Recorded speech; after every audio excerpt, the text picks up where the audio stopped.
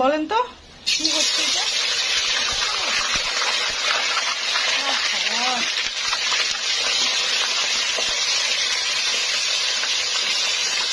কি হবে বলেন দেখি? এটা একদম মূল শুকনো স্টুডিও হাতি চাকরি ধানি সরিষার তেলে।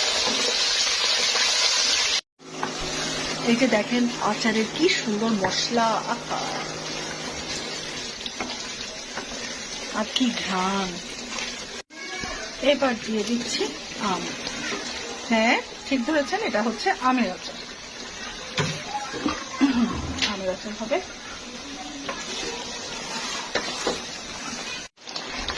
হয়ে গেল আমের আচার। এই আচারটা রোদে সংরক্ষণ করে কয়দিন পর পর একটু রোদে দিলে তাকে পুরো 1 বছর ধরে খাওয়া যায়।